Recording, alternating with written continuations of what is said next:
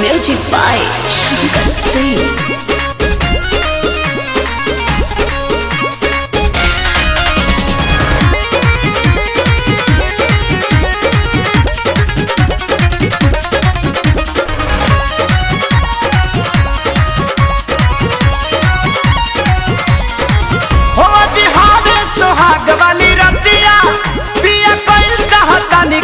बतिया हुआ जी हावे सुहाग वाली रतिया पिया कल चाहतानी कुछ बतिया हमके प्यारे से कबो समझाई हो जदी को जाई कवनो गलतिया हम करी ले तने गोहारी हो चाटे कबो चाटा कनिचा लई हो जाना रे राजा नहीं हर के गाई सुका वार हो हाँ चाटे कबो चेता कनिचा लई हजाना रे राजा नहीं हर के गाई सुका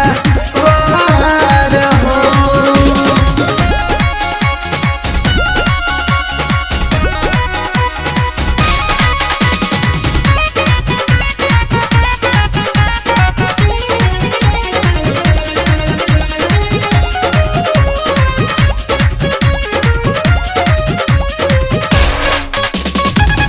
तोहरे पर आइल बानी घर अपन छोड़ के नई हर से दूरी नाता तोहार रास जोड़ के हो तोहरे पर आइल बानी घर अपन छोड़ के नई हर से दूरी नाता तोहार रास जोड़ के पैसा से बेसी प्यार हो चाटे कबो चाटा कनचा लई हो जाना ये राजा नहीं हर के गाई सुका वार हो हाँ चाटे कबो चाटा कनचा लई हो जाना ये राजा नहीं हर के गाई सुका वार हो।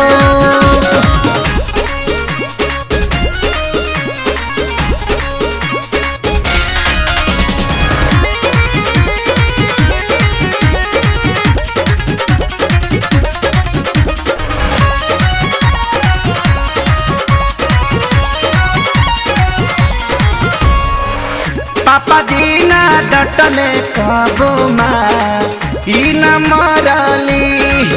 छाती पर पत्थर धके हम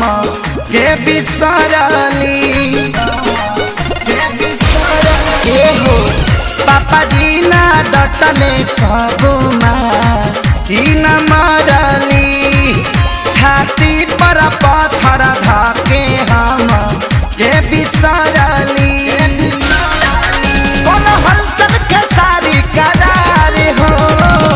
चाटे कबो चाटा कनचा लई हो जाना रे राजा नहीं हर के गाई सुका वार हो चाटे कबो चाटा कनचा लई हो जाना रे राजा नहीं हर के